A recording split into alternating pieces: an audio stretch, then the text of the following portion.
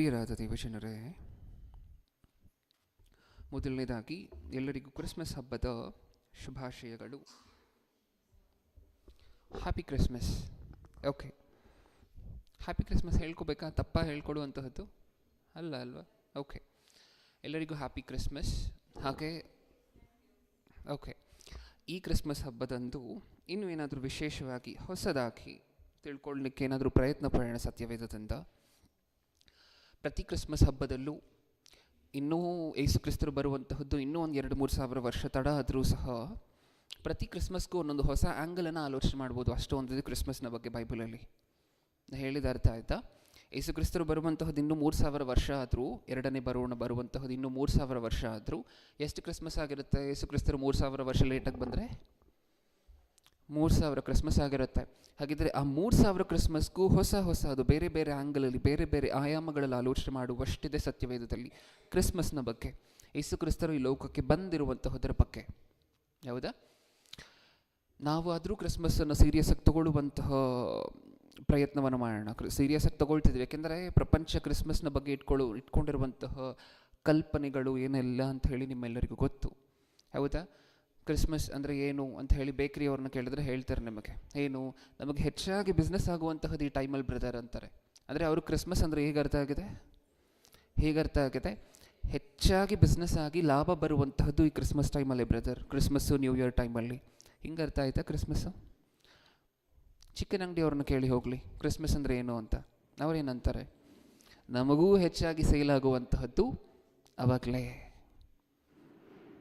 ಈ ಕೇಕ್ ಅಂಗಡಿ, ಚಿಕನ್ ಅಂಗಡಿ ಏನೋ ಪರವಾಗಿಲ್ಲ, ಮದ್ಯಪಾನದ ಅಂಗಡಿಗೆ ಹೋಗಿ ಅಲ್ಲಿ ಕೇಳಿ ನೋಡಿ, ಅಲ್ಲೂ ಏನಂತಾರೆ? ಅದೇ ಅಲ್ಲೋ ಬೇಸರದ ಸಂಗತಿ. ಇಷ್ಟಕ್ಕೂ ಆಫೀಸಲ್ಲಿ ಒಬ್ಬರ ಹತ್ರ ಮಾತಾಡಬೇಕಾದ್ರೆ ಮನೋಜ್ ಜೋರ ಅಂದರು ಇವತ್ತು ಬೆಳಿಗ್ಗೆ ಪಿಂಗ್ ಮಾಡಿ. ಏನು ಜೋರಪ್ಪ ಅಂಥೇಳಿ ಕೇಳ್ದೆ. ಅದೇ ಎಲ್ಲ ಜೋರ ಅಂದರು. ನಾನು ಒಂದು ಸರಿ ಏನು ಹಂಗಂದ್ರೆ ಅಂತ ಕೇಳಿದೆ. ಮತ್ತೆ ನೆಕ್ಸ್ಟ್ ಸರಿ ಹೇಳ್ತೀನಿ, ನೀನು ಸಿಗ್ತೀಯಲ್ವ ನೆಕ್ಸ್ಟ್ ಟೈಮು ಆಗ ಅಂದರು. ಅಂದರೆ ಕ್ರಿಸ್ಮಸ್ಸನ್ನು ಪ್ರಪಂಚ ಎಷ್ಟು ಚೆನ್ನಾಗಿ ಅರ್ಥ ಮಾಡ್ಕೊಂಡಿದೆ ಅಂತ ಹೇಳಿದ್ರೆ, ಎಷ್ಟು ಚೆನ್ನಾಗಿ ಅರ್ಥ ಮಾಡ್ಕೊಂಡಿದೆ. ಅದಕ್ಕೆ ನಾವು ಕ್ರಿಸ್ಮಸ್ ಹಬ್ಬದ ಶ್ರೇಷ್ಠತೆ, ವಿಶೇಷತೆ ಏನು, ಯೇಸು ಕ್ರಿಸ್ತರು ಬರಲಿಕ್ಕೆ ಕಾರಣಗಳು ಏನೇನು ಅಂತ ಹೇಳಿ ಸಾಕಷ್ಟು ಸರಿ ಮಾತಾಡ್ಕೊಂಡಿದ್ವಿ. ಇವತ್ತು ಒಂದು ಹೊಸ ಕಾರಣವನ್ನು, ಒಂದು ಹೊಸ ಆ್ಯಂಗಲಲ್ಲಿ ಆಲೋಚನೆ ಮಾಡಿ ನೋಡೋಣ. ಯೇಸು ಕ್ರಿಸ್ತರು ಭೂಮಿಯ ಮೇಲೆ ಬರಲಿಕ್ಕೆ ಸಾಕಷ್ಟು ಕಾರಣಗಳಿದೆ. ಪಾಪಿಗಳನ್ನು ರಕ್ಷಿಸುವಂತಹದ್ದು, ಮನುಷ್ಯರನ್ನು ರಕ್ಷಿಸುವಂತಹದ್ದು, ಈ ರೀತಿಯಾಗಿರುವಂಥ ಸಾಕಷ್ಟು ಕಾರಣಗಳಿದೆ. ಅದರಲ್ಲಿ ಯಾವತ್ತೂ ಸಹ ನಾವು ನೋಡೋದೇ ಇರುವಂಥ ಒಂದು ಆ್ಯಂಗಲನ್ನು ಇವತ್ತು ಆಲೋಚನೆ ಮಾಡಿ ನೋಡೋಣ. ಏನು ಯೋಚನೆ ಮಾಡ್ತಿದ್ದೀವಿ ಹಾಗಿದ್ದರೆ, ಕ್ರಿಸ್ಮಸ್ ಸಂದೇಶ ಅಂತ ಹೇಳಿ ಬರ್ಕೊಳ್ಳಿ, ಪಕ್ಕದಲ್ಲಿ ವಿಜಯೋತ್ಸವ ಅಂತ ಹೇಳಿ ಸಬ್ ಟಾಪಿಕಲ್ಲಿ ಬರ್ಕೊಳ್ತಿರುವಂಥವರು ಇವತ್ತಿನ ಮೊದಲನೇ ಸಂದೇಶವನ್ನು ಕ್ರಿಸ್ಮಸ್ ಸಂದೇಶ ಅಂತ ಹೇಳಿ ಬರ್ಕೊಂಡು ಪಕ್ಕದಲ್ಲಿ ವಿಜಯೋತ್ಸವ ಅಂತ ಹೇಳಿ ಬರ್ಕೊಳ್ಳಿ. ಅದೇನು ಅಂಥೇಳಿ ನೋಡೋಣ ಇನ್ನೊಂದು ಸ್ವಲ್ಪ ಹೊತ್ತಲ್ಲಿ. ಓಕೆ, ಇಷ್ಟಕ್ಕೂ ಯೇಸು ಕ್ರಿಸ್ತರು ಈ ಲೋಕಕ್ಕೆ ಬಂದಂತಹದ್ದು ನಮಗೆ ಗೊತ್ತು, ಕಾರಣಗಳಿದೆ ಅಂತ ಹೇಳಿ ಆಲೋಚನೆ ಮಾಡಿ ನೋಡಿದ್ವಿ. ಈಗ ಪ್ರಪ್ರಥಮ ಬಾರಿಗೆ ಈ ಭೂಮಿಯ ಮೇಲೆ ಮನುಷ್ಯರನ್ನು ದೇವರು ಉಂಟು ಮಾಡಿದ ನಂತರ, ಭೂಮಿಯ ಮೇಲೆ ದೇವರು ಮನುಷ್ಯರನ್ನು ಉಂಟು ಮಾಡಿದ ನಂತರ ಏನೇನೆಲ್ಲ ನಡೀತು ಆದಮ್ ಅವರ ಟೈಮಲ್ಲಿ? ನಿಜ ಹೇಳಬೇಕು ಅಂದರೆ ಆ ಮನುಷ್ಯರನ್ನು ಉಂಟು ಮಾಡುವುದಕ್ಕಿಂತ ಹಿಂದೆ ಪರಲೋಕದಲ್ಲಿ ಏನೇನೆಲ್ಲ ಆಗಿತ್ತು? ಮನುಷ್ಯರನ್ನು ಉಂಟು ಮಾಡುವುದಕ್ಕಿಂತ ಮುಂಚೆ ಪರಲೋಕದಲ್ಲಿ ಏನೇನೆಲ್ಲ ಆಗಿತ್ತು? ಯುದ್ಧ ನಡೆದೆತ್ತ. ಏನಕ್ಕೋಸ್ಕರ ಯುದ್ಧ ನಡೀತು? ಸಿಂಹಾಸನಕ್ಕೋಸ್ಕರ. ಮಕ್ಕಳಿಗೋಸ್ಕರ ಅಂತ ಹೇಳಿ ಎತ್ತಿಟ್ಟಂತಹ ಸಿಂಹಾಸನವನ್ನು ದೇವರು ಯಾರಿಗೆ ಕೊಡಲಿಲ್ಲ? ದೂತರಿಗೆ ಕೊಡಲಿಲ್ಲ, ದೂತರಿಗೆ ಅಧೀನವಾಗಿ ಮಾಡಿಲ್ಲ. ಇದು ನಿಜನಾ? ಮಕ್ಕಳಿಗೆ ಅಂತ ಹೇಳಿ ಎತ್ತಿಟ್ಟಿದ್ರ ಸಿಂಹಾಸನವನ್ನು. ಓಕೆ, ಹಾಗಾದರೆ ಅದು ಏದೇನು ತೋಟದಲ್ಲಿ ಆದಮ್ ಅವರನ್ನು ಸೃಷ್ಟಿ ಮಾಡಿದಂತಹ ಆ ಸಮಯದಿಂದ ಹಿಡಿದು ಒಂದು ಯುದ್ಧ ಭೂಮಿಯ ಮೇಲೆ ನಡೀತಾನೇ ಇದೆ. ಆ ಯುದ್ಧ ದೇವರಿಗೂ ಸೈತಾನನಿಗೂ ಅನ್ನುವಂತಹದ್ದು ನಮ್ಮೆಲ್ಲರಿಗೂ ಗೊತ್ತು. ಆದರೆ ಇನ್ನೂ ಸಹ ಸ್ವಲ್ಪ ಸಿಂಪ್ಲಿಫೈ ಮಾಡಿ ಮಾತಾಡ್ಕೊಳ್ಳೋಣ ಅದನ್ನು. ಆ ಯುದ್ಧ ದೇವರಿಗೂ ಅಪವಾದಿಗೂ ಅನ್ನುವುದರ ಬದಲು ಇವತ್ತಿನ ಸಂದೇಶದ ನಿಮಿತ್ತ ಮನುಷ್ಯರಿಗೂ ಅಪವಾದಿಗೂ ಅಂತ ಹೇಳ್ಬೋದಾ? ಹೇಳಿ. ಆ ಯುದ್ಧ ಮನುಷ್ಯರಿಗೂ ಅಪವಾದಿಗೂ ಅಂತ ಹೇಳಿ ಹೇಳ್ಬೋದಾ? ಯಾಕೆಂದರೆ ನಮಗೋಸ್ಕರ ಅಲ್ವ ನಡೆದಿದ್ದ ಯುದ್ಧ. ಅಲ್ಲಿ ನಮಗೆ ಕೊಡುವಂತಹ ಲೋಕವನ್ನು ತನಗೆ ಕೊಡಬೇಕು ಅಂತಲ್ವ ತಾನು ಯುದ್ಧ ಮಾಡಿದ್ದು ಅಪವಾದಿ. ಹೌದಲ್ವಾ? ಹಾಗಾದರೆ ನೀವು ಹೇಳಿ, ಯುದ್ಧ ಯಾರ್ಯಾರ ಮಧ್ಯ? ಮನುಷ್ಯರಿಗೂ ಅಪವಾದಿಗೂ ಮಧ್ಯ ಒಂದು ಯುದ್ಧ ನಡೀತಾನೇ ಇದೆ ಪ್ರಾರಂಭದಿಂದಲೂ ಸಹ. ಈ ಯುದ್ಧದಲ್ಲಿ ಯಾರು ಗೆಲ್ತಾ ಬರ್ತಾನೇ ಇದ್ದಾರೆ? ಈ ಯುದ್ಧದಲ್ಲಿ ಯಾರು ಗೆಲ್ತಾ ಬರ್ತಾನೆ ಇದ್ದಾರೆ? ಮನುಷ್ಯರಿಗೂ ಅಪವಾದಿಗೂ ನಡುವೆ ನಡೀತಿರುವಂತಹ ಯುದ್ಧದಲ್ಲಿ ಯಾರು ಗೆಲ್ತಾ ಬರ್ತಿದ್ದಾರೆ ಪ್ರಾರಂಭದಿಂದಲೂ ಸಹ? ಸೈತಾನನು. ಒಪ್ಕೊಂಡ್ವಿ ಅಲ್ವಾ? ನಾವೇ ಒಪ್ಕೊಳ್ತಾ ಇದ್ದೀವಿ. ಓಕೆ, ಈಗ ಈ ಯುದ್ಧ ನಡೆಯುವಂತಹ ಪ್ರಪ್ರಥಮ ಯುದ್ಧ, ಈ ಯುದ್ಧಕ್ಕೆ ನಾಂದಿ ಹಾಡಿತು ಎಲ್ಲಿ ಅಂತ ಹೇಳಿದ್ರೆ, ಈ ಯುದ್ಧಕ್ಕೆ ರಣಕಹಳೆ ಮೊಳಗಿತು ಎಲ್ಲಿ ಅಂತ ಹೇಳಿದ್ರೆ, ಎಲ್ಲಿ? ಪ್ರಪ್ರಥಮ ಬಾರಿಗೆ ಪರಲೋಕದ ಬಿಟ್ಬಿಡೋಣ, ಭೂಮಿ ಮೇಲೆ ಯುದ್ಧಕ್ಕೆ ಇನಾಗ್ರೇಷನ್ ಫೆಸ್ಟಿವಲ್ ಯಾವುದು? ಏದೇನ್ ತೋಟ. ಫಸ್ಟ್ ಯುದ್ಧಕ್ಕೆ ಹೋಗುವಂತಹ ಸೈನಿಕ ಹೇಗಿರ್ತಾನೆ? ಯಾವಾಗಲೂ ಮುಂದೆ ನಿಂತ್ಕೊಂಡು ಯುದ್ಧ ಮಾಡುವಂಥ ಸೈನಿಕ ಹೇಗಿರ್ತಾನೆ? ನಮ್ಗೆ ಅರ್ಥ ಆಗೋ ಭಾಷೆಯಲ್ಲಿ ಹೇಳಬೇಕಂದ್ರೆ, ಕ್ರಿಕೆಟ್ ಮ್ಯಾಚ್ ನಡೀತಿದೆ ಅಂತ ಅಂದ್ಕೊಳ್ಳಿ, ಯಾವುದೋ ಇಂಡಿಯಾ ವರ್ಸಸ್ ಪಾಕಿಸ್ತಾನೋ ಆಸ್ಟ್ರೇಲಿಯಾನೋ ಯಾವುದೋ ಒಂದು ನಡೀತಿದೆ ಅಂತ ಅಂದ್ಕೊಳ್ಳಿ. ಇಂಡಿಯಾಗೆ ಬ್ಯಾಟಿಂಗ್ ಸಿಕ್ಕಿದೆ. ಫಸ್ಟ್ ಬ್ಯಾಟಿಂಗ್ ಮಾಡ್ಲಿಕ್ಕೆ ಬರುವಂತಹ ಇಬ್ಬರು ಬ್ಯಾಟ್ಸ್ಮನ್ ಹೇಗಿರ್ತಾರೆ? ಬಾಲನ್ನೇ ಮುಟ್ಟದೆ, ಬಾಲ್ ಮುಟ್ಲಿಕ್ಕೂ ಬರದೆ ಎದುರ್ಕೊಂಡು ಓಡೋಗಂಥವ್ರು ಬರ್ತಾರೆ. ಫಸ್ಟ್ ಯಾರು ಬರ್ತಾರೆ ಹೇಳಿ? ಓಪನರ್ಸ್ ಆಗಿ ಯಾರು ಬರ್ತಾರೆ? ತುಂಬ ಸ್ಟ್ರಾಂಗ್ ಆಗಿರುವಂಥವ್ರು. ಒಂದು ಕಾಲದಲ್ಲಿ ಸಚಿನ್ ತೆಂಡೂಲ್ಕರ್ ಓಪನಿಂಗ್ ಮಾಡ್ತಿದ್ರು. ಏನಕ್ಕೋಸ್ಕರ ಮಾಡ್ತಿದ್ರು? ಅಷ್ಟು ಚೆನ್ನಾಗಿ ಆಡ್ತಿದ್ರು ಅಂತ. ಹೌದಾ? ಅಷ್ಟು ಬಲಾಢ್ಯರಲ್ವ ಓಪನ್ ಮಾಡುವಂತಹದ್ದು. ಅಷ್ಟು ಬಲಾಢ್ಯನು ಅಂತಲೇ ದೇವರು ಆದಾಮನನ್ನು ಬಿಡ್ತಾರೆ ಯುದ್ಧಕ್ಕೆ, ಪ್ರಪ್ರಥಮ ಬಾರಿಗೆ ನಡೆದಂತಹ ಯುದ್ಧಕ್ಕೆ. ಏನಾಯಿತು? ಗೆದ್ವಾ ಯುದ್ಧದಲ್ಲಿ? ಗೆದ್ವಾ? ಇಲ್ಲ, ಸೋತೋದ್ವಿ. ಆ ಸೋಲು ಹೇಗೆಲ್ಲ ಬಂತು ಅಂತ ಹೇಳಿ ಯೋಚನೆ ಮಾಡಿ ನೋಡಿ ಪ್ರಿಯರೇ. ಆ ಸೋಲು ಅನ್ನುವಂತಹದ್ದು ಹೇಗೆಲ್ಲ ಬಂತು, ಎಲ್ಲೆಲ್ಲೆಲ್ಲ ಬಂತು? ಪ್ಲೇಯರ್ ಯಾರು? ಸೋತದಂತಹ ಪ್ಲೇಯರ್ನ ಹೆಸರೇನು? ಸೋತದಂತಹ ಪ್ಲೇಯರ್ನ ಹೆಸರೇನು? ಆದಾಮನು ಅಲ್ಲ, ಹವ್ವನು ಅಲ್ಲ. ಇನ್ಯಾರು? ಸೋತದಂತಹದ್ದು ಯಾರು? ಪ್ಲೇಯರ್ ಆದಾಮೇ ಆಗಿರ್ಬೋದು ಸೋತದಂತಹ ವ್ಯಕ್ತಿ. ಆದರೆ ಸೋತೋಗಿರುವಂಥವರು ಭೂಮಿಯ ಮೇಲೆ ಮುಂದೆ ಬರುವಂತಹ ಎಲ್ಲ ಮನುಷ್ಯರು. ಆದಾಮನು ಅನ್ನುವಂತಹ ಪದಕ್ಕಿರುವಂಥ ಅರ್ಥ ಏನು? ಮನುಷ್ಯ, ಹ್ಯೂಮನ್. ಹೌದಾ? ಈಗ ಆದಾಮನು ಒಂದು ರೀಪ್ರೆಸೆಂಟೇಟಿವ್ ಆಗಿ ಯುದ್ಧಕ್ಕೆ ಇಳಿದ ಪ್ರಪ್ರಥಮ ಬಾರಿಗೆ. ರೀಪ್ರೆಸೆಂಟೇಟಿವ್ ಅಂತ ಹೇಳಿದ್ರೆ ರಾಯಭಾರಿ. ಯಾರ ಪಕ್ಷದಲ್ಲಿ? ಮನುಷ್ಯರ ಪಕ್ಷದಲ್ಲಿ ಪ್ರಪ್ರಥಮವಾಗಿ ಯುದ್ಧ ಮಾಡಿದ್ಯಾರು? ಆದಾಮನು. ಯುದ್ಧದಲ್ಲಿ ಏನಾದರೂ ಸೋತೋಗಿತ್ತು ಆದಾಮನು. ಆದರೆ ಸೋತೋಗಿ ಅವರು ಯಾರ ಪಕ್ಷವನ್ನು ಕೈಗೊಂಡಿದ್ರೋ ಅವರೆಲ್ಲರೂ ಸಹ ಸೋಲನ್ನು ಒಪ್ಪಬೇಕು. ಯಾಕೆಂದರೆ ಅವರು ಮನುಷ್ಯರ ಪಕ್ಷದಲ್ಲಲ್ವ ಯುದ್ಧ ಮಾಡಿತ್ತು. ಅದಕ್ಕೆ ನಾವು ಸತ್ಯವೇದದಲ್ಲಿ ಒಂದು ವಚನವನ್ನು ನೋಡೋಣ. ಸತ್ಯವೇದದಿಂದ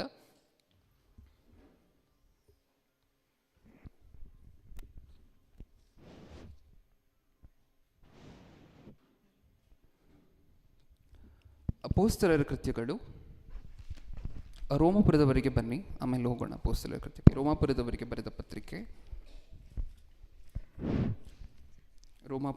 ಬರೆದ ಪತ್ರಿಕೆ 4ನೇ ಅಧ್ಯಾಯ 19ನೇ ವಚನ. 4:19. ಅವನು ಹೆಚ್ಚು ಕಡಿಮೆ 100 ವರ್ಷದವನಾಗಿದ್ದು ತನ್ನ ದೇಹವು ಆಗಲೇ ಮೃತಪ್ರಾಯವಾಯಿತೆಂದು ಸಾರಳಿಗೆ ಗರ್ಭಕಾಲ ಕಳೆದು ಹೋಯಿತೆಂದು ಯೋಚಿಸಿದಾಕಿಯೂ ಅವನ ನಂಬಿಕೆಯು ಕುಂದಲಿಲ್ಲ. ಮುಂದೆ ದೇವರು ಮಾಡಿದ ವಾಗ್ದಾನದ ವಿಷಯದಲ್ಲಿ ಅವನು ಅಪನಂಬಿಕೆಯಿಂದ ಚಂಚಲ ಚಿತ್ತನಾಗಲಿಲ್ಲ.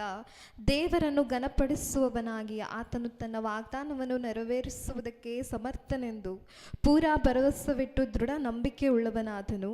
ಆದದರಿಂದ ಆ ನಂಬಿಕೆಯು ಅವನ ಲೆಕ್ಕಕ್ಕೆ ನೀತಿ ಎಂದು ಎಣಿಸಲ್ಪಟ್ಟಿತು. ಆದರೆ ಅದು ಅವನ ಲೆಕ್ಕಕ್ಕೆ ನೀತಿ ಎಂದು ಎಣಿಸಲ್ಪಟ್ಟಿತೆಂಬುದು ಅವನಿಗೋಸ್ಕರ ಮಾತ್ರವಲ್ಲದೆ ನಮಗೋಸ್ಕರವೂ ಬರೆದಿರುವುದು. ಓಕೆ, ಕ್ಷಮಿಸಿ, ನಾನು ನೋಡಿಸ್ಬೇಕು ಅಂತ ಅಂದ್ಕೊಂಡಂತಹ ವಚನ ಇದೆ, ಕನ್ಫ್ಯೂಸ್ ಆಗಿ ವಚನವನ್ನು ಹಾಕ್ಕೊಂಡಿದ್ದೀನಿ. ಓಕೆ, ನಾನು ಹೇಳಬೇಕು ಅಂತ ಅಂದ್ಕೊಂಡಿದ್ದಂತಹ ಪಾಯಿಂಟು, ಆದಾಮನು ಭೂಮಿ ಮೇಲಿರುವಂತಹ ಎಲ್ಲ ಮನುಷ್ಯರಿಗೆ ರಾಯಭಾರಿಯಾಗಿ ಒಂದು ಯತ್ನವನ್ನು ಕೈಗೊಂಡ್ರು. ಆ ಯತ್ನವನ್ನು ಆದಾಮನಿಗೆ ಒಪ್ಪಿಸಿದೆ ದೇವರು. ಆ ಯುದ್ಧದಲ್ಲಿ ಪ್ರಪ್ರಥಮ ಬಾರಿಗೆ ಆದಾಮನನ್ನು ನೇಮಿಸಿದ್ದು ಸಹ ದೇವರೇ. ಸೋತೋದ್ರು ಅಂತ ಹೇಳಿ ಮಾತಾಡ್ಕೊಳ್ತಿದ್ವಲ್ವ? ಸೋತೋದ್ರು. ಓಕೆ, ಎಲ್ಲಿ ಸೋತೋದ್ರು? ಸೋತೋದಂತಹ ಜಾಗದ ಹೆಸರೇನು? ಆದಾಮನು ಸೋತೋದಂತಹ ಜಾಗದ ಹೆಸರೇನು? ಏದೇನ್ ತೋಟ. ಹೌದಾ? ಅದು ಬ್ಯಾಟಲ್ ಗ್ರೌಂಡ್, ಯುದ್ಧ ಭೂಮಿ.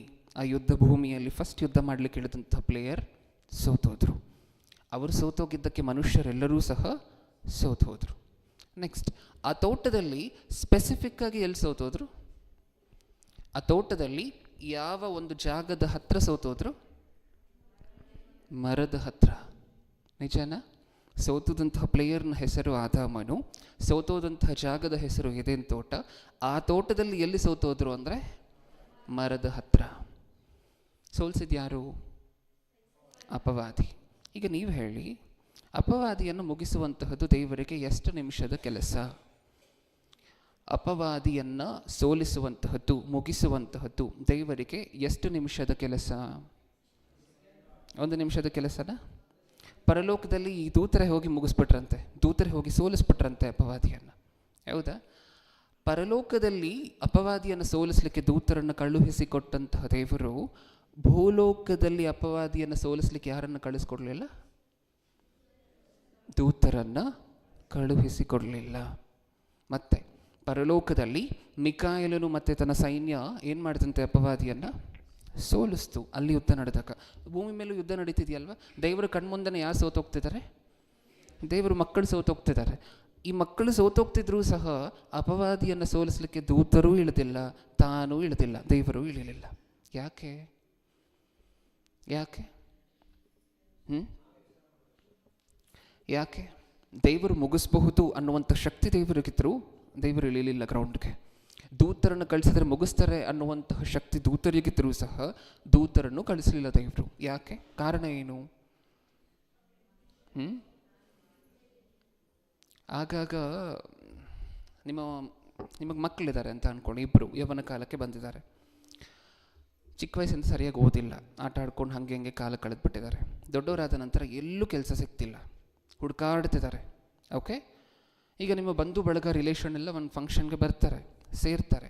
ಎಲ್ಲರೂ ಸಹ ನಿಮ್ಮ ಮಕ್ಕಳನ್ನು ನೋಡಿ ಮಾತಾಡ್ಕೊಳ್ತಿರ್ತಾರೆ. ಏನಂತ?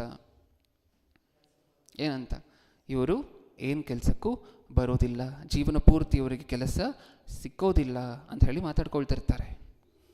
ನೀವು ಸಹ ಬೈಯೋವರೆಗೂ ಬೈತೀರಾ. ಆಮೇಲೆ ಎಷ್ಟು ಬೈಲಿಕ್ಕಾಗುತ್ತೆ?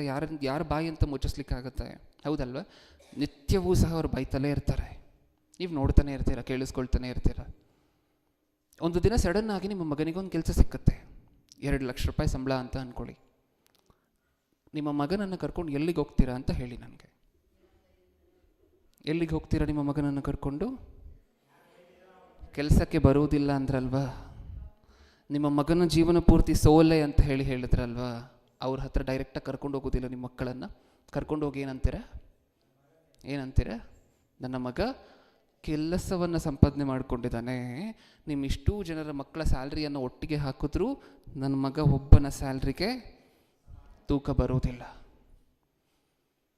ನಿಮ್ಮ ಹತ್ರನೂ ಹಣ ಇರುತ್ತೆ. ಈ ಮುಂಚೆ ನಿಮ್ಮ ಮಗನಿಗೆ ಕೆಲಸ ಸಿಕ್ಕುವುದಕ್ಕಿಂತ ಮುಂಚೆ ನಿಮ್ಮ ಹತ್ರನೂ ಲಕ್ಷಗಟ್ಟಲೆ ಹಣ ಇರುತ್ತೆ. ಆದರೆ ನಿಮ್ಮ ಹತ್ರ ಹಣ ಇದ್ದ ಮಾತ್ರಕ್ಕೆ ಅದು ಯಾರ ಗೆಲುವಲ್ಲ? ಮಗನ ಗೆಲುವಲ್ಲ. ಸೋತಿದ್ಯಾರು? ನಿಮ್ಮ ಮಗ. ಗೆಲ್ಲಬೇಕಾಗಿರುವಂತಹದ್ದು ಯಾರು? ನಿಮ್ಮ ಮಗನೇ. ನೀವು ಸಪೋರ್ಟ್ ಮಾಡದೆ, ನೀವು ಪ್ರಾಂಗಣಕ್ಕೆ ಇಳಿಯದೆ, ನೀವು ಯುದ್ಧಕ್ಕೆ ಇಳಿಯದೆ ಯಾರು ಗೆಲ್ಲಬೇಕು? ನಿಮ್ಮ ಮಗನು ತಾನೇ ಒಂದು ಕೆಲಸ ಹುಡ್ಕೋಬೇಕು, ತಾನೇ ಓದಬೇಕು, ತಾನೇ ಕಷ್ಟಪಡಬೇಕು, ಒಂದು ಕೆಲಸವನ್ನು ಹುಡುಕೋಬೇಕು ಅಲ್ವಾ? ಆವಾಗ ನಿಮ್ಮ ಮಗ ಗೆದ್ದಂಗೆ. ಇವಾಗ ಏನಂತೀರ? ನಿಮ್ಮ ಮಗನನ್ನು ಗೇಲಿ ಮಾಡಿರುವಂತಹ ಅವರ ಮುಂದೆ ಹೋಗಿ ಏನಂತೀರ? ಏನಂತೀರ? ನೋಡಿದ್ರ ನೀವು ಇದೇ ಜಾಗದಲ್ಲಿ ನಿಂತ್ಕೊಂಡು ಅವಮಾನ ಮಾಡಿದ್ರಲ್ವ ಅವತ್ತು. ನಾನು ಇದೇ ಜಾಗದಲ್ಲಿ ನಿಂತು ಹೇಳ್ತಿದ್ದೀನಿ ಕೇಳಿ, ನನ್ನ ಮಗ ಇಷ್ಟು ಲಕ್ಷ ಸಂಪಾದನೆ ಮಾಡ್ತಿದ್ದಾನೆ ಅಂತ ಹೇಳಿ ಹೆಮ್ಮೆಯಾಗಿ ಹೇಳ್ಕೊಳ್ತೀರಾ? ಗೆಲ್ಲಿಸಿದ್ರ ನಿಮ್ಮ ಮಗನನ್ನು? ನಿಮ್ಮ ಮಗ ಗೆದ್ನ ಅವಾಗ? ಹೌದು. ಈಗ ಈ ಪಿಕ್ಚರ್ಗೆ ಬರೋಣ. ಮತ್ತೆ ಈ ಪಿಕ್ಚರಲ್ಲಿ ಏನು ಅರ್ಥ ಆಗ್ತಿದೆ ನಮಗೆ? ದೇವರ ಆಸೆ, ಹಂಬಲ, ಆಸಕ್ತಿಯಲ್ಲ ಏನು? ನಾವು ಎಲ್ಲಿ ಬಿದ್ವೋ, ನಾವು ಎಲ್ಲಿ ಬಿದ್ದಿದ್ದೀವೋ, ಎಲ್ಲಿ ಸೋತು ಹೋಗಿದ್ದೀವೋ ಅಲ್ಲಿ ಗೆಲ್ಲಿಸಬೇಕು. ಸೋತೋಗಿದ್ಯಾರು? ಆದಾಮನು. ಸೋತೋಗಿತ್ತು ಆ ಪ್ಲೇಯರ್ನ ಹೆಸರೇನು? ಆದಾಮನು. ಈಗ ಗೆಲ್ಲಿಸ್ಬೇಕು ಅಂತ ಹೇಳಿದ್ರೆ ಯೇಸು ಕ್ರಿಸ್ತರು ದೇವರಾಗಿ ಇಳಿದ್ರು ಅಂತ ಅಂದ್ಕೊಳ್ಳಿ ಭೂಮಿಯ ಮೇಲೆ. ಅವ್ರು ಗೆದ್ದರು ಅಂತ ಅಂದ್ಕೊಳ್ಳಿ, ಅದಕ್ಕೇನಾದರೂ ಒಂದು ಅರ್ಥ ಇರುತ್ತಾ? ಇಲ್ಲ. ಯಾರಾಗಿ ಬರಬೇಕು? ಮನುಷ್ಯರ ಪಕ್ಷದಲ್ಲಿ ಯೇಸುಕ್ರಿಸ್ತರು ಯಾರಾಗಿ ಬರಬೇಕು? ಮನುಷ್ಯನಾಗಿ ಬರಬೇಕು. ಯಾಕೆಂದರೆ ಮನುಷ್ಯನಲ್ವ ತಪ್ಪು ಮಾಡಿರುವಂತಹದ್ದು, ಮನುಷ್ಯರಲ್ವ ಸೋತಿರುವಂತಹದ್ದು. ಈ ಮನುಷ್ಯರ ಪರವಾಗಿ ನಿಂತು ಈ ಮನುಷ್ಯರ ಕುಲವನ್ನು ಗೆಲ್ಲಿಸಬೇಕು ಅಂದರೆ ಯೇಸುಕ್ರಿಸ್ತರು ಏನಾಗಿ ಬರಬೇಕು? ಮನುಷ್ಯನಾಗಿ ಬರಬೇಕು. ಅದಕ್ಕೆ ಸತ್ಯವೇದದಲ್ಲಿ ಮೊದಲನೇ ಆದಾಮನು, ಕಡೆ ಆದಾಮನು ಅನ್ನುವಂತಹ ಪದ ಓದ್ಕೊಳ್ತೀವ ನಾವು. ನೋಡೋಣ ಒಂದ್ಸರಿ ಅದನ್ನು.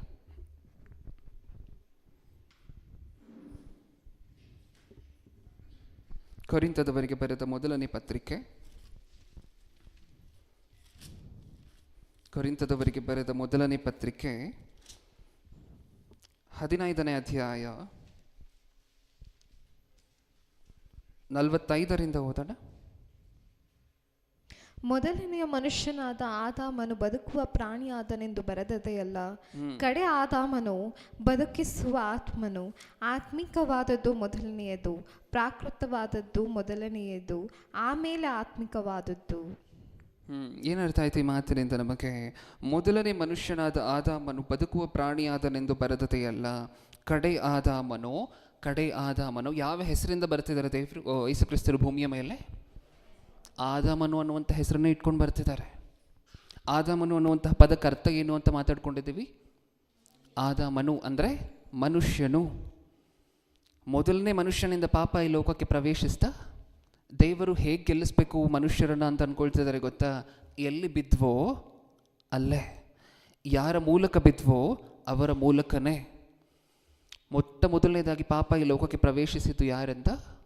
ಮೊದಲನೇ ಆದಾಮನಿಂದ. ಅದೇ ಆದಾಮನ ರೂಪದಲ್ಲಿ ಯಾರು ಬರ್ತಿದ್ದಾರೆ ಕೊನೆಯದಾಗಿ? ಯೇಸುಕ್ರಿಸ್ತರು. ಅದಕ್ಕೆ ಯೇಸುಕ್ರಿಸ್ತರನ್ನು ಎರಡನೇ ಆದಾಮನು ಅಂತ ಬರೆಸಿಲ್ಲ. ಯಾವ ಆದಾಮನು ಈತ? ಕಡೆಯ ಆದಾಮನು. ಕೊನೆ ಅಲ್ಲಿಗೆ. ಮತ್ತೆ ಯಾರೂ ಸಹ ರೀಪ್ರೆಸೆಂಟೇಟಿವ್ಸ್, ರಾಯಭಾರಿಗಳು ಬರಬೇಕಾಗಿರುವಂಥ ಅವಶ್ಯಕತೆ ಇಲ್ಲ. ಕಡೆಯ ಆದಾಮನಾಗಿ ಯೇಸುಕ್ರಿಸ್ತರು ಬಂದಾಗೋಯ್ತು. ಹೌದಾ? ಗೆದ್ರ ಬಂದು ಗೆದ್ರ. ಹೇಗೆ ಗೆದ್ರು? ಮೊದಲನೇ ಆದಾಮನು ಮಾತಾಡಿದಂತಹ ಶೈಲಿಯನ್ನು ಒಂದ್ಸರಿ ಅಬ್ಸರ್ವ್ ಮಾಡಿ ನೋಡಿ. ನಿಮಗೆ ಎಕ್ಸಾಕ್ಟಾಗಿ ಆಪೋಸಿಟಾಗಿ ಯೇಸುಕ್ರಿಸ್ತರು ಮಾತಾಡಿರುವಂಥದ್ದು ಕಾಣಿಸುತ್ತೆ. ಮೊದಲನೇ ಆದಾಮನನ್ನು ದೇವರು ಯಾಕೆ ತಪ್ಪು ಮಾಡಿದೆ ಅನ್ನುವಂತಹ ಪ್ರಶ್ನೆ ಕೇಳಿ, ನೀನು ಕೊಟ್ಟಂಥ ಸ್ತ್ರೀ, ಈ ಉತ್ತರಗಳನ್ನೆಲ್ಲ ಕೇಳಿದಾಗ ಆದಾಮನ ಮನಸ್ಸಿನಲ್ಲಿರುವಂಥ ಒಪಿನಿಯನ್ ಅರ್ಥ ಆಗ್ತಿದೆಯಾ ನಮಗೆ? ನನ್ನಿಷ್ಟ ಅನ್ನುವಂಥ ಒಪಿನಿಯನ್ ಕಾಣಿಸ್ತಿದೆಯಾ ನಿಮಗೆ? ಅವ್ರು ಮಾತಾಡುವಂತಹ ಕಾನ್ವರ್ಸೇಷನ್ ಎಲ್ಲ ನೋಡ್ತಿರ್ಬೇಕಾದ್ರೆ ಯಾಕೆ ತಪ್ಪು ಮಾಡಿದೆ ಅಂದರೆ ನನ್ನಿಷ್ಟ ಅನ್ನುವಂತಹ ಭಾವನೆ ಕಾಣಿಸ್ತಿದೆಯಾ? ಅವ್ರು ಬಾಯಿ ಬಿಟ್ಟು ಹೇಳದೆ ಹೋದರೂ ಸಹ ಆ ಭಾವನೆ ಕಾಣಿಸ್ತಿದೆಯಾ ನಿಮಗೆ? ಆದಾಮನು ಏನಂದ್ರು? ನನ್ನಿಷ್ಟ ಅಂದರು ಇಂಡೈರೆಕ್ಟಾಗಿ. ಹೌದಾ? ಯೇಸುಕ್ರಿಸ್ತರು ಏನಂದ್ರು ಹೇಳಿ? ನಿಮ್ಮಿಷ್ಟ ಅಂದರು ತಂದೆಯನ್ನು ನೋಡಿ. ಅದು ವ್ಯತ್ಯಾಸ. ಹಣ್ಣತ್ರ ಹೋಗಿ ಹಣ್ಣನ್ನು ತಗೊಂಡು ತಿಂದ ನಂತರ ಅಲ್ಲ ನಾವು ಸೋತೋಗಿದ್ದು. ಆದಾಮನು ಯಾವಾಗ ಅಪವಾದಿಯ ಮಾತಿಗೆ ಹೃದಯದಲ್ಲಿ ಜಾಗ ಕೊಡ್ಲಿಕ್ಕೆ ಶುರು ಮಾಡಿದ್ರು ಆವಾಗಲೇ ಶುರು ಆಗೋಯ್ತು ಮನುಷ್ಯ ಕುಲದ ಸೋಲು, ಮನುಕುಲದ ಸೋಲು. ಅಪವಾದಿಯ ಮಾತನ್ನು ಯಾವಾಗ ಕೇಳಿಸ್ಕೊಳ್ಲಿಕ್ಕೆ ಶುರು ಮಾಡಿದ್ರು, ಅಪವಾದಿಯ ಮಾತಿಗೆ ಮನಸ್ಸಿನಲ್ಲಿ ಯಾವಾಗ ಜಾಗ ಕೊಡ್ಲಿಕ್ಕೆ ಶುರು ಮಾಡಿದ್ರು ಅವಾಗೆ ಶುರು ಆಗೋಗಿತ್ತು ಸೋಲು. ಈಗ ಯೇಸುಕ್ರಿಸ್ತರು ಬಂದ್ರಲ್ವ ನಮ್ಮನ್ನು ಗೆಲ್ಲಿಸ್ಲಿಕ್ಕೆ. ಮನುಕುಲದ ಪರವಾಗಿ ನಿಂತು ಮನುಷ್ಯರ ಪರವಾಗಿ ಯುದ್ಧ ಮಾಡಿ ಮನುಷ್ಯರನ್ನು ಗೆಲ್ಲಿಸ್ಲಿಕ್ಕೆ ಯೇಸುಕ್ರಿಸ್ತರು ಬಂದ್ರಲ್ವ ಕಡೆ ಆದಾಮನಾಗಿ. ಅವರು ಬಂದು ಹೇಗೆ ವ್ಯವಹರಿಸಿದ್ರು ಭೂಮಿಯ ಮೇಲೆ? ಮೊದಲನೇ ಆದಾಮನ ಏನಂದ್ರು? ನನ್ನಿಷ್ಟ. ಇವರು ನಿಮ್ಮಿಷ್ಟ. ಇನ್ನು ಮೊದಲನೇ ಆದಾಮನ ಪ್ರವರ್ತನೆಯಲ್ಲಿ ನಿಮಗೆ ಕಾಣಿಸುತ್ತಲ್ವ ಆಜ್ಞೆಯನ್ನು ಮೀರುವಂತಹದ್ದು. ಕಡೆ ಆದಾಮನ ಯೇಸುಕ್ರಿಸ್ತರು ಬಂದು ಏನು ಮಾಡಿದ್ರು? ಕೈಗೊಳ್ಳುವಂತಹದ್ದು, ನೆರವೇರಿಸುವಂತಹದ್ದು, ಪೂರೈಸುವಂತಹದ್ದು. ಒಬೀಡಿಯನ್ಸ್ ಅಂತ ಹೇಳಿ ಕರಿತೀವಿ. ವಿಧೇಯತೆ, ಅವಿಧೇಯತೆ ಎಲ್ಲಿ ಕಾಣಿಸುತ್ತೆ ನಮಗೆ? ಆದಾಮನಲ್ಲಿ. ಅದೇ ಸೋಲು. ವಿಧೇಯತೆ, ಸಂಪೂರ್ಣ ವಿಧೇಯತೆ ಅದೆಲ್ಲಿ ಕಾಣಿಸುತ್ತೆ? ಯೇಸುಕ್ರಿಸ್ತರಲ್ಲಿ. ಅದು ಗೆಲುವು. ಈಗ ಹೇಳಿ, ಕ್ರಿಸ್ಮಸ್ ಯೇಸುಕ್ರಿಸ್ತರು ಈ ಭೂಮಿಯ ಮೇಲೆ ಬರಲಿಕ್ಕೆ ಇನ್ನೊಂದು ಕಾರಣ ಏನು? ಇವತ್ತು ನಾವು ನೋಡ್ತಿರುವಂಥ ಕಾರಣ ಏನು? ನಮ್ಮನ್ನು ಗೆಲ್ಲಿಸ್ಲಿಕ್ಕೋಸ್ಕರ. ಎಲ್ಲಿ ಗೆಲ್ಲಿಸ್ಲಿಕ್ಕೋಸ್ಕರ? ನಾವು ಎಲ್ಲಿ ಬಿದ್ದಿದ್ವೋ ಅಲ್ಲೇ ಗೆಲ್ಲಿಸ್ಲಿಕ್ಕೋಸ್ಕರ. ಸ್ಥಿರಪಡಿಸುವ ಆತನು ಹಾಡು ಹೇಳ್ತೀವಲ್ವ ನಾವು. ಅದರಲ್ಲೊಂದು ಸಾಲು ಬರುತ್ತೆ, ಏನು? ಕೆಳಬಿದ್ದ ಸ್ಥಳದಲ್ಲಿ ನಿಲ್ಲಿಸುವಾತನೇ. ದೇವರು ಸಹ ನಿಮಗೆ ಅಷ್ಟೊಂದು ನಿಮ್ಮ ಮಕ್ಕಳ ಮೇಲೆ ಅಷ್ಟೊಂದು ಪ್ರೀತಿ ಇರಬೇಕು, ನೀವೇ ನಿಮ್ಮ ಮಕ್ಕಳನ್ನು ಗೇಲಿ ಮಾಡಿದವ್ರನ್ನ ಬಿಡೋದಿಲ್ಲ, ಕರ್ಕೊಂಡು ಹೊರಟೋಗ್ತೀರ ನಿಮ್ಮ ಮಕ್ಕಳು ಗೆದ್ದ ತಕ್ಷಣ ಅವ್ರ ಹತ್ರ ಅಂದರೆ ದೇವ್ರಿಗಿಲ್ವಾ ಏನು ಸ್ವಾಭಿಮಾನ, ಪೌರುಷ ಒಳ್ಳೆ ವಿಚಾರದಲ್ಲಿ ಇಲ್ವಾ? ದೇವರಿಗಿಲ್ವಾ? ಎಲ್ಲಿ ನಿಲ್ಲಿಸ್ಲಿಕ್ಕೆ ಟ್ರೈ ಮಾಡ್ತಿದ್ದಾರೆ ಗೊತ್ತಾ ಮನುಷ್ಯರನ್ನು? ಅವ್ರು ಎಲ್ಲಿ ಬಿದ್ದರೋ, ಯಾರ ಮೂಲಕ ಬಿದ್ದರೋ, ಹೇಗೆ ಬಿದ್ದರೋ ಅದೇ ದಾರಿಯಲ್ಲಿ. ಅವ್ರ ಅಪವಾದಿಯನ್ನು ಮುಗಿಸ್ಬೇಕಾದ್ರೆ 2 ನಿಮಿಷದ ಕೆಲಸ, ಅದು ಮಾಡೇ ಇಲ್ಲ. ಯಾಕೆಂದರೆ ಈ ಅಪವಾದಿಯನ್ನು ಯಾರ ಮೂಲಕ ಇದರ ತಲೆ ಜಜ್ಜಬೇಕು ಅನ್ನುವಂಥದ್ದು ದೇವರ ಸಂಕಲ್ಪ. ಅಪವಾದಿ ಯಾರನ್ನು ಟಾರ್ಗೆಟ್ ಮಾಡಿದ ಇಷ್ಟಕ್ಕೂ? ಹವ್ವಳನ್ನು, ಹೌದಾ? ಅದಕ್ಕೆ ಆವಾಗಲೇ ಒಂದು ಮಾತು ಹೇಳ್ತಾರಲ್ವ ಆದಿಕಾಂಡದಲ್ಲಿ, ಏನಂತ ಹೇಳ್ತಾರೆ? ಸರ್ಪದ ತಲೆ ಜಜ್ಜುವಂಥವ್ರು ಎಲ್ಲಿಂದ ಬರ್ತಾರೆ? ಸ್ತ್ರೀ ಸಂತಾನದಿಂದ. ನೀನು ಯಾರನ್ನು ಬೀಳಿಸ್ತೋ ಅವರ ಮೂಲಕನೇ ನಿನ್ನ ತಲೆ ಜಜ್ಜುವಂಥವರು ಬರ್ತಾರೆ. ಸೋತಿದ್ಯಾರು? ಇವಾಗ ನಾವು ಮಾತಾಡ್ಕೊಂಡಂತಹ ಈ ಸರ್ಕಮ್ಸ್ಟಾನ್ಸಲ್ಲಿ ಸೋತಿದ್ಯಾರು? ಹವ್ವ. ಈಗ ಸೈತಾನನ ತಲೆ ಜಜ್ಜುವಂಥವ್ರು, ನಮ್ಮನ್ನು ಗೆಲ್ಲಿಸುವಂಥವ್ರು ಯಾರಿಂದ ಬರ್ತಾರೆ? ಹವ್ವಳ ಮೂಲಕವಾಗಿಯೇ. ಆದಾಮನು ತಪ್ಪು ಮಾಡಿದ್ರು. ಮೊದಲನೇ ಆದಾಮನಿಂದ ಪಾಪ ಲೋಕಕ್ಕೆ ಪ್ರವೇಶಿಸಿತು, ಹೌದಾ? ನೆಕ್ಸ್ಟ್ ಯಾರು ಬಂದು ಅದನ್ನು ತೆಗೆದುಹಾಕಿ ನಮಗೆ ಗೆಲುವು ಕೊಟ್ಟರು? ಕಡೆ ಆದಾಮನು. ಹವ್ವಳ ಮೂಲಕ ಒಂದು ರೀತಿಯಲ್ಲಿ ಆದಾಮನಿಗೆ ಪ್ರೇರೇಪಣೆ ಆಯಿತು ಪಾಪ ಮಾಡಲಿಕ್ಕೆ. ಈಗ ನೆಕ್ಸ್ಟ್ ದೇವರು ಯಾರನ್ನು ಯೂಸ್ ಮಾಡ್ತಿದ್ದಾರೆ ನಮ್ಮನ್ನು ಗೆಲ್ಲಿಸ್ಲಿಕ್ಕೆ? ಅದೇ ಸ್ತ್ರೀ ಸಂತಾನವನ್ನು. ಆದಾಮನು ತಪ್ಪು ಮಾಡಿದ್ದಕ್ಕೆ ಆದಾಮನನ್ನು ಯೂಸ್ ಮಾಡಿದ್ರು, ಕಡೆ ಆದಾಮನಾಗಿ ಯೇಸು ಕ್ರಿಸ್ತರು ಈ ಲೋಕಕ್ಕೆ ಬಂದರು. ನೆಕ್ಸ್ಟ್ ಹವ್ವಳು ತಪ್ಪು ಮಾಡಿ ಹವ್ವಳು ಸೋಲಿಸಿದ್ದಕ್ಕೆ ಮತ್ತೆ ಅದೇ ಹವ್ವಳ ಸಂತಾನದಿಂದ ಗೆಲ್ಲಿಸುವಂಥವ್ರು ಬರ್ತಿದ್ದಾರೆ ಈ ಲೋಕಕ್ಕೆ. ನಾನು ಯೇಸು ಕ್ರಿಸ್ತರು ಬರುವಂಥ ಹಿಂದೆ ಕಾಲದ ಬಗ್ಗೆ ಮಾತಾಡ್ತಿದ್ದೇನೆ, ಹೌದಾ? ಎಷ್ಟು ಚೆನ್ನಾಗಿದೆ ಅಲ್ವಾ ದೇವರು ಮಾಡಿದಂತಹ ಪ್ಲ್ಯಾನ್, ದೇವರು ನಮ್ಮೆಲ್ಲರಿಗೋಸ್ಕರ ಇಟ್ಟಿರುವಂಥ ಸಂಕಲ್ಪ. ಅದಕ್ಕೆ ನಮ್ಮ ಅಂಶದ ಹೆಸರು ವಿಜಯೋತ್ಸವ. ಕ್ರಿಸ್ಮಸ್ ಅಂದರೆ ಏನು? ಗೆಲುವಿನ ಸಂಭ್ರಮ, ವಿಜಯೋತ್ಸವ, ನಮ್ಮನ್ನು ಗೆಲ್ಲಿಸಿದಂತಹ ದಿನ. ನಾವು ಎಲ್ಲಿ ಬಿದ್ವೋ, ಹೇಗೆ ಬಿದ್ವೋ, ಯಾರ ಮೂಲಕವಾಗಿ ಬಿದ್ವೋ ಅದೇ ಜಾಗದಲ್ಲಿ ಅವರ ಮೂಲಕವಾಗಿಯೇ ಮನುಷ್ಯರನ್ನು ಗೆಲ್ಲಿಸಿದಂತಹ ಸಂಭ್ರಮ ಕ್ರಿಸ್ಮಸ್ ಅಂದರೆ. ನೆಕ್ಸ್ಟ್ ಹಾಗೆ ಇನ್ನೊಂದು ಸ್ವಲ್ಪ ಮುಂದೆ ಹೋದರೆ ನೆಕ್ಸ್ಟ್ ಪಾಯಿಂಟಿಗೆ ಬರೋಣ. ಆಗಲೇ ಪ್ಲೇಸ್ನ ಬಗ್ಗೆ ಮಾತಾಡ್ಕೊಂಡ್ವಲ್ವಾ? ಬ್ಯಾಟಲ್ ಗ್ರೌಂಡ್ ಯಾವುದು? ಯುದ್ಧ ಭೂಮಿ ಯಾವುದು? ಆವಾಗ ಏದೇನು ತೋಟ, ಪ್ರಪ್ರಥಮ ಬಾರಿಗೆ ಯುದ್ಧ ಭೂಮಿ ಏದೇನು ತೋಟ. ನಾವು ಎಲ್ಲಿ ಸೋತು ಹೋಗಿದ್ವಿ? ಏದೇನು ತೋಟದಲ್ಲಿ. ಇಷ್ಟಕ್ಕೂ ನಮ್ಮನ್ನು ಗೆಲ್ಲಿಸುವಂತಹ ಕಾರ್ಯಕ್ರಮವನ್ನು ಹೊಸ ಒಡಂಬಡಿಕೆಯಲ್ಲಿ ಯೇಸು ಕ್ರಿಸ್ತರು ನಮ್ಮನ್ನು ಗೆಲ್ಲಿಸುವಂತಹ ಕಾರ್ಯಕ್ರಮದ ಕೊನೆ ಹಂತವನ್ನು ಎಲ್ಲಿ ಶುರು ಮಾಡ್ತಾರೆ ಗೊತ್ತಾ? ಎಲ್ಲಿ ಶುರು ಮಾಡ್ತಾರೆ?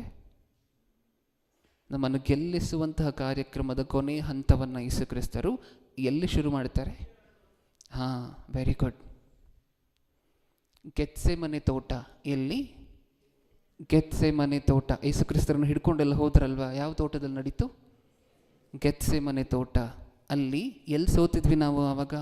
ಆದಿಕಾಂಡದಲ್ಲಿ ಏದೇನು ತೋಟ. ನಮ್ಮನ್ನು ಗೆಲ್ಲಿಸುವಂತಹ ರಕ್ಷಣೆ ಕಾರ್ಯಕ್ರಮದ ಕೊನೆಯ ಹಂತ ಎಲ್ಲಿ ಶುರು ಆಗ್ತದೆ? ಗೆತ್ಸೆಮನೆ ತೋಟ. ಅದು ದೇವರ ಪ್ರಾಕ್ಟಿಕಲ್ ಸಲ್ಯೂಷನ್. ಹೇಗಿದೆ? ಯಾರು ಸೋತೋದ್ರೋ ಅವರ ಮೂಲಕನೇ ಗೆಲ್ಲಿಸ್ತಿದ್ದಾರೆ ಮನುಷ್ಯ ಕುಲವನ್ನು. ಅದಕ್ಕೆ ಯೇಸು ಕ್ರಿಸ್ತರಿಗೆ ಇನ್ನೊಂದು ಹೆಸರಿದೆ, ಮನುಷ್ಯ ಕುಮಾರನು. ಕೇಳಿದ್ದೀವ? ಹೆಸರನ್ನು ಕೇಳಿದ್ದೀವ? ಮನುಷ್ಯ ಕುಮಾರನು ಅನ್ನುವಂಥ ಹೆಸರಿರುವಂತಹದ್ದೇ ಯೇಸು ಕ್ರಿಸ್ತರನ್ನು ಈ ಭೂಮಿಯ ಮೇಲಿರುವವರೆಗೂ ದೇವರು ಅನ್ನೋ ರೀತಿ ನೋಡಬಾರ್ದು. ಹೇಗೆ ನೋಡಬೇಕು? ಅವರೂ ಸಹ ಮನುಷ್ಯರ ಪರವಾಗಿ ನಿಂತ್ಕೊಂಡು ಮನುಷ್ಯರ ಪಕ್ಷದಲ್ಲಿ ಯುದ್ಧ ಮಾಡಿದಂತಹ ಒಬ್ಬ ಸೈನಿಕ. ಅವ್ರು ದೇವರೇ, ಇಲ್ಲ ಅಂತ ನಾನು ಹೇಳ್ತಿಲ್ಲ. ಆದರೆ ಈ ಸಂದೇಶ ಅರ್ಥ ಆಗಬೇಕಾದ್ರೆ ಯೇಸು ಕ್ರಿಸ್ತರನ್ನು ಹೇಗೆ ನೋಡಬೇಕು? ಮನುಷ್ಯನಾಗಿ ನೋಡಬೇಕು, ಮನುಷ್ಯ ಕುಮಾರನನ್ನಾಗಿ ನೋಡಬೇಕು. ಪಾಪ ಯಾರಿಂದ ಬಂತು? ಆದಾಮನಿಂದ. ಪಾಪ ಯಾರಿಂದ ಹೋಯಿತು? ಆದಾಮನಿಂದಲೇ. ಯೇಸು ಕ್ರಿಸ್ತರಿಗಿರುವಂಥ ಇನ್ನೊಂದು ಹೆಸರು ಆದಾಮನು. ಆದಾಮನು ಕಡೆ ಮೊದಲು, ಇದೆಲ್ಲ ಬಿಟ್ಬಿಡಿ. ಆದಾಮನೇನ? ಮನುಷ್ಯನಲ್ವ ಯೇಸು ಕ್ರಿಸ್ತರು. ಪಾಪ ಯಾರಿಂದ ಬಂತು? ಆದಾಮನಿಂದ. ಪಾಪ ಯಾರಿಂದ ಹೋಯಿತು? ಆದಾಮನಿಂದಲೇ. ಆ ಪಾಪಕ್ಕೆ ಪ್ರೇರೇಪಣೆ ಯಾರಾದರೂ? ಹವ್ವಳು. ರಕ್ಷಕರು, ಗೆಲ್ಲಿಸುವಂತಹ ರಕ್ಷಕರು ಯಾರ ಮೂಲಕವಾಗಿ ಬಂದರು? ಹವ್ವಳಿಂದಲೇ. ನೆಕ್ಸ್ಟ್ ಇವಾಗ ನಾವು ನೋಡ್ತಿದ್ದೀವಲ್ವಾ, ಯಾವ ಸ್ಥಳದಲ್ಲಿ ನಾವು ಸೋತ್ವಿ? ಏದೇನು ತೋಟದಲ್ಲಿ. ಯಾವ ಸ್ಥಳದಲ್ಲಿ ನಾವು ಗೆದ್ವಿ? ಗೆತ್ಸೆಮನೆ ತೋಟದಲ್ಲಿ. ಸ್ವಲ್ಪನೂ ಮಿಸ್ಸೇ ಮಾಡ್ತಿಲ್ಲ ದೇವರು. ಆ ಟ್ರ್ಯಾಕನ್ನು ಹಾಗೆ ಮುಂದುವರಿಸ್ಕೊಂಡು ಬರ್ತಿದ್ದಾರೆ. ಯೇಸು ಕ್ರಿಸ್ತರು ಈ ಭೂಮಿಯ ಮೇಲೆ ಬಂದದ್ದು ಗೆಲ್ಲಿಸಲಿಕ್ಕೆ ಅಂದರೆ ಸಾಕಾಗೋದಿಲ್ಲ. ಏನಂತ ಹೇಳಬೇಕು? ಕೆಳಬಿದ್ದ ಸ್ಥಳದಲ್ಲೇ ಗೆಲ್ಲಿಸಲಿಕ್ಕೆ. ನಾವು ಎಲ್ಲಿ ಸೋತೋಗಿದ್ವೋ ಅಲ್ಲೇ ಅದೇ ಸ್ಥಳದಲ್ಲಿ ಅದೇ ಪ್ಯಾಟರ್ನಲ್ಲಿ ನಮ್ಮನ್ನು ಗೆಲ್ಲಿಸಲಿಕ್ಕೆ. ಹೌದಾ? ಆ ತೋಟದಲ್ಲಿ ಇದೆಲ್ಲ ನಡೆದಂತಹದ್ದು ಆ ತೋಟದಲ್ಲೇ ನಿಮ್ಮ ಇಷ್ಟನೇ ನೆರವೇರಲಿ, ನನ್ನ ಇಷ್ಟ ಏನು ಬೇಡ. ಈ ಮಾತುಗಳು, ಆ ತೋಟದಲ್ಲಿ ನಡೆದಂತಹ ಸನ್ನಿವೇಶಗಳು, ಇಷ್ಟಕ್ಕೂ ಪಾಪ ಮಾಡಿದ ನಂತರ ಆದಾಮನು ಹೋಗಿ ಏನು ಮಾಡ್ತಾರೆ? ಪಾಪ ಮಾಡಿದ ನಂತರ, ಹಣ್ಣನ್ನು ತಿಂದ ನಂತರ ದೇವರು ಬಂದು ಮಾತಾಡಿಸ್ಬೇಕಾದ್ರೆ ಏನು ಮಾಡಿರ್ತಾರೆ? ಆದಾಮನು ಅವರಿಬ್ಬರು ಬಚ್ಚಿಟ್ಕೊಂಡಿರ್ತಾರೆ. ಏನು ಮಾಡಿರ್ತಾರೆ? ಬಚ್ಚಿಟ್ಕೊಂಡಿರ್ತಾರೆ. ಯೇಸು ಕ್ರಿಸ್ತರು ಏನಂದ್ರೆ ಗೊತ್ತಾ? ನೀವು ಹುಡುಕ್ತಿರುವಂತಹದ್ದು ಯಾರನ್ನ ಅಂತ ಹೇಳಿ ಕೇಳ್ತಾರೆ. ನಜರೇತಿನ ಯೇಸುವನ್ನ ಅಂತ ಹೇಳಿ ಎದುರುಗಿರುವಂಥವ್ರು ಹೇಳ್ತಾರೆ. ಇವರೇನಂತಾರೆ? ನಾನೇ. ಒಂದು ಕಾಲದಲ್ಲಿ ಪಾಪ ಮಾಡಿ ಮನುಷ್ಯರು ಬಚ್ಚಿಟ್ಕೊಂಡ್ರು. ಇನ್ನೊಂದು ಕಾಲದಲ್ಲಿ ಅವರ ಪರವಾಗಿ ಮನುಷ್ಯನಾಗಿ ಯೇಸು ಕ್ರಿಸ್ತರು ಬಂದು ಮುಂದೆ ಹೋದರು, ಆಚೆ ಬಂದರು, ಬಚ್ಚಿಟ್ಕೊಂಡಿಲ್ಲ. ಅದು ವ್ಯತ್ಯಾಸ. ಒಂದು ದಿನ ನಾಚಿಕೆಗೊಳಗಾದಂತಹ ಮನುಷ್ಯ ಇವತ್ತು ಗೆದ್ದು ಹೊರಗಡೆ ಬಂದು ಧೈರ್ಯವಾಗಿ ಇದ್ದಾರೆ ಅಂತ ಹೇಳಿದ್ರೆ ಅದಕ್ಕೆ ಕಾರಣ ಏನು? ಯೇಸು ಕ್ರಿಸ್ತರು ನಮ್ಮನ್ನು ಗೆಲ್ಲಿಸಿರುವಂತಹದ್ದು ಆ ರೀತಿಯಲ್ಲಿ. ನೀವು ಪ್ರತಿಯೊಂದನ್ನು ನಾವು ಎಲ್ಲೆಲ್ಲಿ ಸೋತು ಹೋದ್ವಿ ಅಂತ ಅನ್ನುವಂತಹದನ್ನು ಟ್ರ್ಯಾಕ್ ಮಾಡ್ತಾ ಬರ್ತಾ ಇದ್ರೆ ನಿಮಗೆ ಗೊತ್ತಾಗೋಗುತ್ತೆ. ಯೇಸು ಕ್ರಿಸ್ತರು ಅದೇ ಆ್ಯಂಗಲಲ್ಲಿ, ಅದೇ ಪಾಯಿಂಟ್ಸಲ್ಲಿ ಯುದ್ಧ ಮಾಡಿ ಮತ್ತೆ ಮನುಷ್ಯರನ್ನು ಗೆಲ್ಲಿಸಿರುವಂತಹದನ್ನು ನೀವು ನೋಡ್ತೀರ ಹೊಸ ಒಡಂಬಡಿಕೆಯಲ್ಲಿ. ತೋಟ ಅಲ್ಲಿ ನಾವು ಸೋತೋದಂತಹದ್ದು ತೋಟದಲ್ಲಿ, ಹೊಸ ಒಡಂಬಡಿಕೆಯಲ್ಲಿ ಯೇಸು ಕ್ರಿಸ್ತರು ನಮ್ಮನ್ನು ಗೆಲ್ಲಿಸಿರುವಂತಹದ್ದು ತೋಟದಲ್ಲೇ. ನೆಕ್ಸ್ಟ್, ಸ್ಪೆಸಿಫಿಕ್ ಆಗಿ ಎಲ್ಲಿ ಸೋತೋಗಿದ್ವಿ ಆ ತೋಟದಲ್ಲಿ? ಮರದ ಹತ್ರ. ಹೌದಾ? ತಿನ್ನಬಾರ್ದು ಅಂತ ಹೇಳಿದರು ದೇವರು, ತಗೊಂಡು ತಿಂದಿದ್ದಾಯಿತು. ಅಲ್ಲೇ ಅಲ್ವಾ? ಮರದ ಹತ್ರ ಅಲ್ವಾ ನಾವು ಸೋತೋಗಿತ್ತು? ಈಗ ನೀವು ಹೇಳಿ, ನಾವು ಗೆದ್ದಿತ್ತು ಯಾವುದರ ಮೂಲಕ? ಯಾವುದರ ಮೂಲಕ? ಶಿಲುಬೆ ಶಿಕ್ಷಣ ಏನಕ್ಕೆ ಆಯ್ಕೆ ಆಯಿತು ಹೇಳಿ? ಶಿಲುಬೆ ಶಿಕ್ಷಣ ಏನಕ್ಕೋಸ್ಕರ ಆಯ್ಕೆ ಆಯಿತು? ಸತ್ಯವೇದದಲ್ಲಿ ನಾವು ಶಿಲುಬೆ ಅನ್ನುವಂತಹ ಪದವನ್ನು ಕನ್ನಡ ಬೈಬಲಲ್ಲಿ ಮಾತ್ರ ತುಂಬ ಸರಿ ಓದ್ತೇವೆ. ನೀವು ಹೀಬ್ರೂಗೆ ಹೋದರೆ ಅಥವಾ ಇಂಗ್ಲೀಷ್ಗೆ ಹೋಗಿ ಅಲ್ಲಿರುವಂತಹ ವರ್ಸಸ್ಗಳನ್ನು ಹೊಸ ಒಡಂಬಡಿಕೆಯಲ್ಲಿ ಓದ್ಲಿಕ್ಕೆ ಟ್ರೈ ಮಾಡಿದ್ರೆ ಅಲ್ಲಿ ಶಿಲುಬೆ ಅಂತ ಎಲ್ಲೆಲ್ಲಿದೆಯೋ ಎಲ್ಲ ಕಡೆ ಟ್ರೀ ಅನ್ನುವಂತಹ ಪದ ಬಳಕೆ ಆಗಿದೆ. ಟ್ರೀ, ಶಿಲುಬೆ ಮೇಲೆ ಯೇಸು ಕ್ರಿಸ್ತರು ನಮ್ಮ ಪಾಪಗಳನ್ನು ಹೊತ್ತಂತಹದ್ದು. ಆದರೆ ಒರಿಜಿನಲ್ ಟೆಕ್ಸ್ಟ್ಗೆ ಹೋದರೆ ಆ ಶಿಲುಬೆ ಅನ್ನುವಂತಹ ಪದ ಇರುವಂತಹ ಎಲ್ಲ ಕಡೆಯೂ ಸಹ ಏನಂತಿದೆ? ಟ್ರೀ, ಮರ. ನಮಗೆ ಸಿಂಕ್ ಆಗಬೇಕಲ್ವ, ನೀಟಾಗಿ ನಮಗೆ ಮ್ಯಾಚ್ ಆಗಬೇಕಲ್ವ.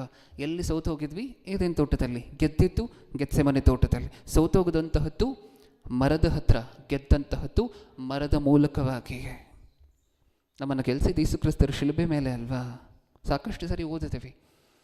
ಶಿಲುಬೆ ಶಿಕ್ಷೆಯನ್ನು ಯೇಸು ಕ್ರಿಸ್ತರು ಹೊತ್ತಿದ್ದಾರೆ ಅಂತ ಹೇಳಿದ್ರೆ ಅವರೊಬ್ಬರೇ ಎಲ್ಲ ಶಿಲುಬೆಗೆ ಹಾಕಿಸಲ್ಪಟ್ಟಿರುವಂತಹದ್ದು. ನಾವು ಸಹ ಏನು ಶಿಲುಬೆಗೆ ಹಾಕಿಸಲ್ಪಟ್ಟಿರುವಂಥವರೇ.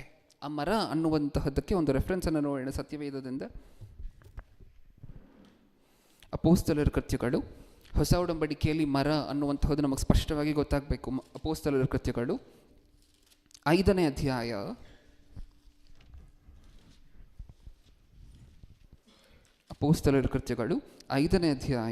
30ನೇ ವಚನ, 5:30. ನೀವು ಮರದ ಕಂಬಕ್ಕೆ ತೂಗು ಹಾಕಿ ಕೊಂದ ಯೇಸುವನ್ನು ನಮ್ಮ ಪಿತೃಗಳ ದೇವರು ಎಬ್ಬಿಸಿದನು. ಏನರ್ಥ ಆಯ್ತು ನಮ್ಗೆ ಇದರಲ್ಲಿ? ನೀವು ಮರದ ಕಂಬಕ್ಕೆ ತೂಗಿ ಹಾಕಿ ಕೊಂದ ಯೇಸುವನ್ನು ನಮ್ಮ ಪಿತೃಗಳ ದೇವರು ಎಬ್ಬಿಸಿದನು. ಯಾವ ಕಂಬಕ್ಕೆ ತೂಗಿ ಹಾಕಿದ್ವಿ? ಮರದ ಕಂಬಕ್ಕೆ. ಅದಕ್ಕೆ ನಾನು ಬೇರೆ ಲ್ಯಾಂಗ್ವೇಜಸಲ್ಲಿ ನೀವು ಓದಿದಾಗ ಇದೇ ಹೊಸ ಒಡಂಬಡಿಕೆಯಲ್ಲಿ ಶಿಲುಬೆ ಅನ್ನುವಂಥ ಮಾತುಗಳನ್ನು ಎಲ್ಲ ಕಡೆ ನಿಮಗೆ ಟ್ರೀ, ಮರ ಮರ ಮರ ಅನ್ನುವಂತಹದ್ದೇ ಮತ್ತೆ ಮತ್ತೆ ಮತ್ತೆ ರಿಪೀಟ್ ಆಗ್ತಾ ಹೋಗುತ್ತೆ. ಏನು ತೋರಿಸ್ಬೇಕು ಅಂತ ಅಂದ್ಕೊಳ್ತಿದ್ದಾರೆ ದೇವರು? ಹಳೆ ಒಡಂಬಡಿಕೆಯಲ್ಲಿ ಮಕ್ಕಳ, ನೀವು ಸೋತಂತಹದ್ದು ಮರದ ಹತ್ರ, ನಿಮ್ಮನ್ನು ನಾನು ಗೆಲ್ಲಿಸುವಂತಹದ್ದು ಮರದ ಮೂಲಕವಾಗಿಯೇ. ಕೆಳಬಿದ್ದ ಸ್ಥಳದಲ್ಲಿ ಎತ್ತಿದ್ದಾರೆ, ಗೆಲ್ಲಿಸ್ತಿದ್ದಾರೆ, ಮೇಲೆತ್ತಿದ್ದಾರೆ. ಹೌದಾ? ಇದು ಕ್ರಿಸ್ಮಸ್ ಅಂದರೆ. ಕ್ರಿಸ್ಮಸಲ್ಲಿ ಯೇಸು ಕ್ರಿಸ್ತರು ಬರಲಿಕ್ಕೆ ಸಾಕಷ್ಟು ಕಾರಣ ಇದೆ.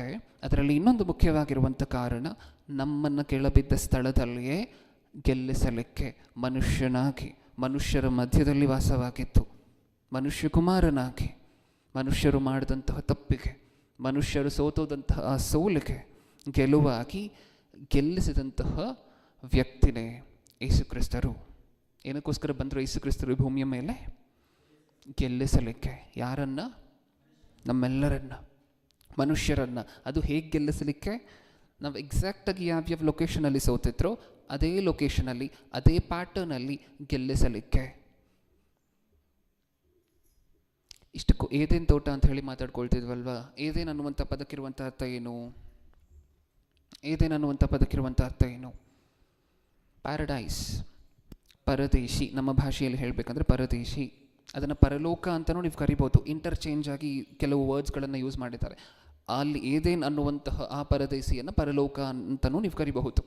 ಆ ಪರದೇಶಿಯನ್ನು ಮಾತ್ರ, ಹೊಸ ಒಡಂಬಡಿಕೆಯಲ್ಲಿರುವಂಥ ಪರದೇಶಿಯನ್ನೆಲ್ಲ ಅಲ್ಲ. ಓಕೆ, ಈಗ ಈ ಆದಮ್ ಅವರು ತಪ್ಪು ಮಾಡಿದ ನಂತರ ಎಲ್ಲಿಂದ ಹೊರಗಡೆ ದೊಬ್ಬಲ್ಪಟ್ಟರು? ಎಲ್ಲಿಂದ? ಏದೇನು ತೋಟದಿಂದ ಹೊರಗಡೆ ದೊಬ್ಬಲ್ಪಟ್ರ. ಇಷ್ಟಕ್ಕೂ ಸತ್ಯವೇದದಲ್ಲಿ ಹೊಸ ಒಡಂಬಡಿಕೆಯಲ್ಲಿ ಇನ್ನೊಂದು ಮಾತು ಸಿಕ್ಕುತ್ತೆ ನಮಗೆ, ದೇವರ ಏದೇನು. ಓದಿದೀವ ಈ ಮಾತನ್ನು? ಏನು ಹಂಗಂದ್ರೆ ಏನು? ದೇವರ ಏದೇನು ಅಂದರೆ ಏನು? ಅಥವಾ ಏದೇನು ಅಂತ ಹೇಳಿ ಪ್ರಕಟಣೆ ಗ್ರಂಥದಲ್ಲ ಬಳಕೆ ಆಗಿರುವಂತಹ ಮಾತಿಗೆ ಅರ್ಥ ಏನು? ಪರಲೋಕ, ದೇವರಿರುವಂತಹ ಸ್ಥಳ. ಸೋತು ಯಾವ ಸ್ಥಳವನ್ನು ಕಳ್ಕೊಂಡಿದ್ರು ಆದಮ್ ಅವರು, ಮನುಷ್ಯರೆಲ್ಲರೂ ಸಹ? ಏದೇನು ತೋಟವನ್ನು. ಪ್ರಾರಂಭದಲ್ಲಿ ಆ ಏದೇನನ್ನು ಮತ್ತೆ ತಂದುಕೊಟ್ಟಂಥವ್ರು ಯಾರು ನಮ್ಮ ಕೈಯಲ್ಲಿ? ಅಂದರೆ ಏದೇನಂತ ಹೇಳಿದ್ರೆ ಪರಲೋಕ. ಈಗಿನ ಕಾಂಟೆಕ್ಸ್ಟಲ್ಲಿ ಹೌದಾ, ಅವರಿದ್ದಾಗ ಹಳೆಯ ಒಡಂಬಡಿಕೆಯಲ್ಲಿ ಆದಮ್ ಅವರು ಏದೇನು ತೋಟದಲ್ಲಿರಬೇಕಾದ್ರೆ ಅದಕ್ಕೆ ದೇವರು ಏದೇನಂತ ಹೇಳಿ ಹೆಸರಿಟ್ಟದ್ದೇ ಇದನ್ನು ಪ್ರತಿಬಿಂಬಿಸುವುದಕ್ಕೋಸ್ಕರ, ಮುಂದೆ ಇವರಿಗೆ ಕೊಡಬೇಕಾಗಿರುವಂತಹ ಪರಲೋಕವನ್ನು ಪ್ರತಿಬಿಂಬಿಸುವುದಕ್ಕೋಸ್ಕರ. ಹೌದಾ? ಅದನ್ನು ಕಳ್ಕೊಂಡ್ರ, ಹೊರಗಡೆ ತಳ್ಳಲ್ಪಟ್ರ. ಆ ತಳ್ಳಲ್ಪಟ್ಟಿರುವಂಥವರನ್ನು, ಸೋತೋಗಿರುವಂಥವ್ರನ್ನ ಮತ್ತೆ ಕೈ ಹಿಡ್ಕೊಂಡು ಒಳಗಡೆ ಕರ್ಕೊಂಡ್ಬಂದಿರುವಂಥವ್ರು ಯಾರು? ಯೇಸು ಕ್ರಿಸ್ತರು. ಇವತ್ತಿಗೂ ಸಹ ನಮಗೆ ಪರಲೋಕ ಸಿಕ್ಕುತ್ತೆ ಅನ್ನುವಂಥ ಕಾನ್ಫಿಡೆನ್ಸ್ ಇದೆಯಾ? ಏನೋ ಒಂದು ಸ್ವಲ್ಪ ಅಟ್ಲೀಸ್ಟ್ ನಾವು ಪರಿಶುದ್ಧರಲ್ಲದೇ ಇದ್ರೂ ಸಹ ಯೇಸು ಕ್ರಿಸ್ತರು ಶಿಲ್ಬೆ ಮೇಲೆ ಮಾಡಿದಂತಹ ತ್ಯಾಗದ ನಿಮಿತ್ತ ಅದನ್ನು ಒಪ್ಕೊಂಡ್ರೆ, ಅದರ ಪ್ರಕಾರ ನಡ್ಕೊಂಡ್ರೆ ನಮಗೆ ಸಿಕ್ಕುತ್ತೆ ಅನ್ನುವಂಥ ನಂಬಿಕೆ ಇದೆಯಾ? ಸ್ವಲ್ಪ ಆದರೂ. ಆ ನಂಬಿಕೆ ಯಾರ ಮೂಲಕವಾಗಿದೆ? ಯೇಸು ಕ್ರಿಸ್ತರು ನಮ್ಮನ್ನು ಗೆಲ್ಲಿಸಿರುವಂತಹ ಕಾರಣದ ನಿಮಿತ್ತ, ನಮ್ಮನ್ನು ಗೆಲ್ಲಿಸಿ ಮತ್ತೆ ಆ ಏದೇನ್, ಆ ಭಾಗ್ಯಕ್ಕೆ ನಮ್ಮನ್ನು ಅರ್ಹರನ್ನಾಗಿ ಮಾಡಿರುವಂತಹ ಕಾರಣದ ನಿಮಿತ್ತ. ಹೌದಾ? ಇದು ಕ್ರಿಸ್ಮಸ್. ಮೊದಲನೇ ಆದಾಮನು ಯಾವ ಪ್ರೆಷರ್ ಇರಲಿಲ್ಲ, ಯಾವ ಹಿಂಸೆನೂ ಸಹ ಇರಲಿಲ್ಲ ಮೊದಲನೇ ಆದಾಮನಿಗೆ. ಆದರೂ ಸಹ ಸೋತರು. ಯಾವ ಹಿಂಸೆಯೂ ಇಲ್ಲದೆ ಆರಾಮಾಗಿರುವಂತಹ ಕಾಲದಲ್ಲೂ ಸೋತರು. ಕಡೆ ಆದಾಮನು ಮನುಷ್ಯರ ಪಕ್ಷವಾಗಿ ನಿಂತು ಸಾಕಷ್ಟು ನೋವು, ಸಾಕಷ್ಟು ಶ್ರಮೆ, ಸಾಕಷ್ಟು ಹಿಂಸೆ ಇವೆಲ್ಲವನ್ನು ಅನುಭವಿಸ್ತಿರ್ಬೇಕಾದ್ರೆ ಇದರ ಮಧ್ಯದಲ್ಲೂ ಗೆಲ್ಲಿಸಿದ್ರು. ಅದು ಮೊದಲನೇ ಆದಾಮನಿಗೂ ಕಡೆ ಆದಾಮನಿಗೂ ಇರುವಂತಹ ವ್ಯತ್ಯಾಸ. ಹೌದಾ? ಮೊದಲನೇ ಆದಾಮನಿಗೆ ಹೇಗಿತ್ತು ಜೀವನ? ಏನಾದರೂ ಕೊರತೆ ಇತ್ತಾ? ಕಡೆ ಆದಾಮನಿಗೆ ಇರುವಂತಹದೆಲ್ಲ ಕೊರತೆನೆ. ಮೊದಲನೇ ಆದಾಮನು ಏನು ಕೊರತೆ ಇಲ್ಲದೆ ಹೋದರೂ ಗೆದ್ದಿಲ್ಲ. ಕಡೆ ಆದಾಮನು ಮನುಷ್ಯರ ಪಕ್ಷದಲ್ಲಿ ನಿಂತು ಎಲ್ಲವೂ ಭೂಮಿಯ ಮೇಲೆ ಕೊರತೆಯಾಗಿದ್ದಾಗಿಯೂ ಸಹ ಗೆದ್ದರು.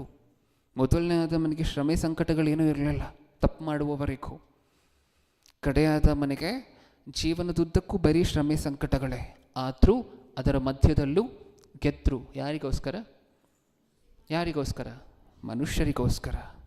ಯಾಕಂದರೆ ಮೊದಲನೇ ಆದಾಮನು ರೀಪ್ರೆಸೆಂಟ್ ಮಾಡಿದ್ದು ಮನುಕುಲವನ್ನು, ಕಡೆ ಆದಾಮನು ಸಹ ಒಂದು ರೀಪ್ರೆಸೆಂಟೇಟಿವ್ ಆಗಿ. ಯೇಸು ಕ್ರಿಸ್ತರು ಅವತ್ತೇನಾದರೂ ಆ ರಕ್ಷಣೆ ಕಾರ್ಯಕ್ರಮವನ್ನು ದೇವರು ಏನು ಪ್ಲ್ಯಾನ್ ಮಾಡಿದ್ರು, ಆ ರಕ್ಷಣೆ ಕಾರ್ಯಕ್ರಮವನ್ನು ಸರಿಯಾಗಿ ಕೈಗೊಂಡಿಲ್ಲ ಅಂತ ಹೇಳಿದರೆ ನೀವು ಹೇಳಿ, ನಾವು ಸೋತೋಗಿರ್ತಾ ಇದ್ವಾ ಗೆದ್ದಿರ್ತಾ ಇದ್ವಾ? ಎಷ್ಟು ಕೋಟಿ ಜನರ ಭವಿಷ್ಯತ್ತು ಯಾರ ಮೇಲೆ ಡಿಪೆಂಡ್ ಆಗಿದೆ? ಯೇಸು ಕ್ರಿಸ್ತರು ಅವತ್ತು ಬಂದು ಕೈಗೊಂಡಂತಹ ರಕ್ಷಣೆ ಕಾರ್ಯಕ್ರಮ ಗೆಲ್ಲಿಸಲಿಕ್ಕೆ ಯುದ್ಧ ಭೂಮಿಗೆ ಹೇಳಿದ್ರಲ್ವ, ಅದರ ಮೇಲೆ ಡಿಪೆಂಡ್ ಆಗಿತ್ತು ಅವತ್ತು. ಅವ್ರು ಗೆಲ್ಲಿಸಿದ್ರೆ ಭೂಮಿಯ ಮೇಲೆ ಬಂತು. ಗೆಲ್ಲಿಸಿದ್ದಕ್ಕೆ ನಾವೇನು ಮಾಡ್ತಿದ್ದೀವಿ ಹೇಳಿ? ನಮ್ಮನ್ನು ಗೆಲ್ಲಿಸ್ಬೇಕು ಅಂತಲೇ ಅಲ್ವಾ ಭೂಮಿ ಮೇಲೆ ಬಂದಿತ್ತು? ನಮ್ಮನ್ನು ಗೆಲ್ಲಿಸ್ಬೇಕು ಅಂತಲೇ ಅಲ್ವಾ ದೇವರಾಗಿರುವಂಥ ಯೇಸು ಕ್ರಿಸ್ತರು ಮನುಷ್ಯನಾಗಿ ಭೂಮಿಗೆ ಬಂದಂತಹದ್ದು?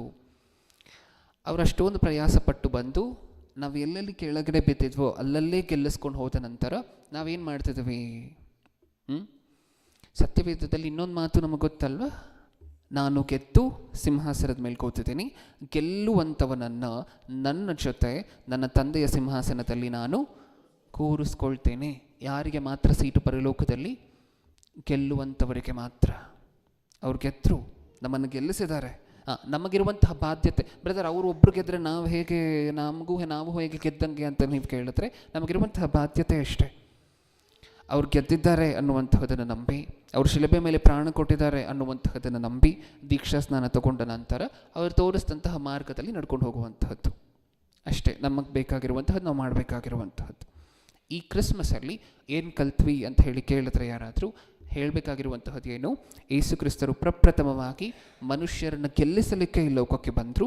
ಅದು ಫಸ್ಟ್ ಪಾಯಿಂಟ್. ಆದರೆ ಸೆಕೆಂಡ್ ಪಾಯಿಂಟ್, ಅವ್ರು ಗೆಲ್ಲಿಸಿದ್ದಾರೆ. ಈಗಾಗಲೇ ನಾವು ಗೆದ್ದಿದ್ದೇವೆ. ಒಂದು ಕಾಲದಲ್ಲಿ ಸತ್ತು ಹೋಗಿದ್ವಿ. ನಾವು ಯಾರು ಒಂದು ಕಾಲದಲ್ಲಿ ಸತ್ತು ಹೋಗಿರುವಂಥವರು, ಮರಣ ಹೊಂದಿರುವಂಥವರು, ಮತ್ತೆ ನಮ್ಮನ್ನು ಬದುಕಿಸಿರುವಂತಹದ್ದು, ಶಾಶ್ವತವಾಗಿ ಬದುಕುವಂತಹ ಅವಕಾಶ ಸಿಕ್ಕುವಂತೆ ಮಾಡಿರುವಂತಹದ್ದು ಯೇಸು ಕ್ರಿಸ್ತರು. ಅದನ್ನು ನಂಬಿ ಆ ದಾರಿಯಲ್ಲಿ ನಡ್ಕೊಂಡು ಹೋಗಿರುವಂತಹದ್ದು. ಆ ಗೆಲ್ಲುವಂತಹ ಮಾರ್ಗದಲ್ಲಿ ಏನು ಇಟ್ಟಿದ್ದಾರೆ ದೇವರು, ಆ ಮಾರ್ಗವನ್ನು ಬಿಡದೆ ಕೊನೆಯವರೆಗೂ ನಡ್ಕೊಂಡು ಹೋಗುವಂತಹದ್ದು ಅಷ್ಟನ್ನು ಮಾಡಬೇಕಾಗಿರುವಂತಹದ್ದು. ಹೌದಾ? ಗೆಲ್ಲಿಸಿದ್ದಾರೆ, ಮಾರ್ಗದಲ್ಲಿ ನಿಲ್ಲಿಸಿದ್ದಾರೆ, ಗೆಲುವಿನ ಹಾದಿಯಲ್ಲಿ ನಿಲ್ಲಿಸಿದ್ದಾರೆ. ಗೆದ್ದು ಇಲ್ಲಿ ನಿಂತಿದ್ದೇವೆ. ಟ್ರೋಫಿ ತೊಗೊಳ್ಲಿಕ್ಕೆ ಹೋಗ್ಲಿಕ್ಕೆ ಇನ್ನೊಂದಷ್ಟು ದೂರ ಇದೆ. ಅಲ್ಲಿ ಟ್ರೋಫಿ ಕೊಡ್ತಿದ್ದಾರೆ ಅಂತ ಅಂದ್ಕೊಳ್ಳಿ. ನಾವೇನು ಮಾಡಬೇಕು? ಇಲ್ಲಿಂದ ಗೆದ್ದಿರುವಂತಹ ನಾವು ಆ ಟ್ರೋಫಿವರೆಗೂ ನಡ್ಕೊಂಡು ಹೋಗಬೇಕು. ಅಷ್ಟೇ ಮಾಡಬೇಕಾಗಿರುವಂತಹದ್ದು. ನಾವು ನಡ್ಕೊಂಡು ಹೋಗುವಂತಹದ್ದು ಈ ಭೂಮಿಯ ಮೇಲೆ ದೀಕ್ಷಾ ಸ್ನಾನ ತಗೊಂಡ ನಂತರ ಇರುವಂತಹ ಪ್ರಯಾಣ. ಅದನ್ನು ಕರೆಕ್ಟಾಗಿ ಮಾಡಿದ್ರೆ ಟ್ರೋಫಿ ತೊಗೊಳ್ತೇವೆ. ಅದನ್ನು ಕರೆಕ್ಟಾಗಿ ಮಾಡಿಲ್ಲ ಅಂದರೆ ಟ್ರೋಫಿ ಇಲ್ಲ. ಹೌದಾ? ಏನು ಹೇಳಿ, ಏನು ಅರ್ಥ ಆಯಿತು ಈ ಕ್ರಿಸ್ಮಸಲ್ಲಿ? ಏನು ಅರ್ಥ ಆಯಿತು ಸಂದೇಶದಲ್ಲಿ? ಬಿದ್ದ ಸ್ಥಳದಲ್ಲಿ ಜಯ ಕೊಟ್ಟರು. ಆದಾಮನು ಸೋತರು. ಮನುಷ್ಯರೆಲ್ಲ ಸೋತಿದ್ರು ಒಂದು ಕಾಲದಲ್ಲಿ. ಯೇಸು ಕ್ರಿಸ್ತರು ಬಂದು ಆದಾಮನ ಸ್ಥಳದಲ್ಲೇ ನಿಂತ್ಕೊಂಡು ಎಲ್ಲರನ್ನ ಗೆಲ್ಲಿಸಿದ್ರು. ಅದು ಫಸ್ಟ್ ಪಾಯಿಂಟ್.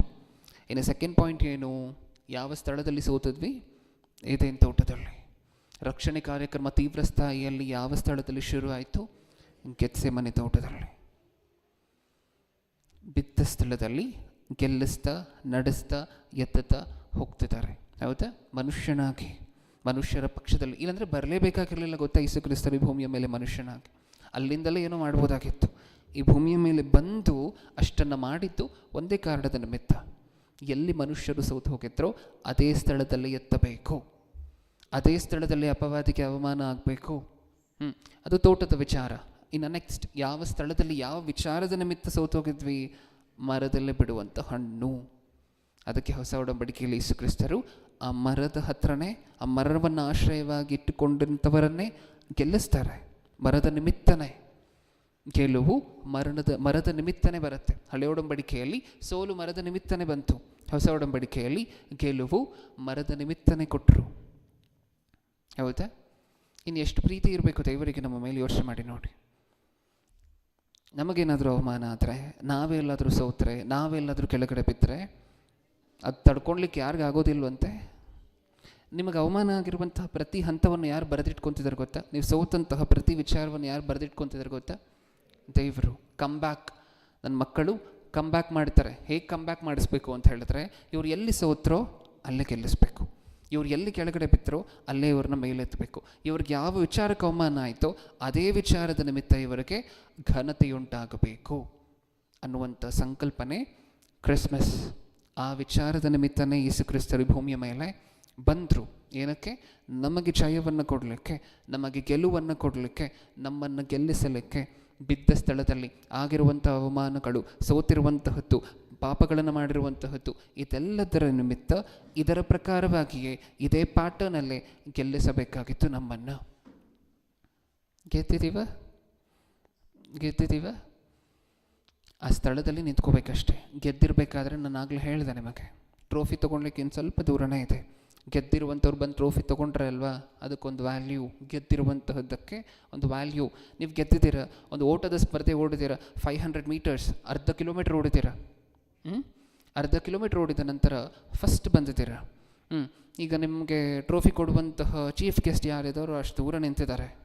ನೀವು ಓಡಿದ ನಂತರ ನಾನು ಅಷ್ಟೊಂದು ಓಡಿದ್ದೀನಿ, ಇಲ್ಲಿಂದ ಮತ್ತೆ ಅಲ್ಲಿಗೆ ತನಕ ಹೋಗಬೇಕಾ, ಅವ್ರನ್ನೇ ಬಂದು ಕೊಡ್ಲಿಕ್ಕೆ ಹೇಳು ಅಂದರೆ ಆಗೋದಿಲ್ಲ.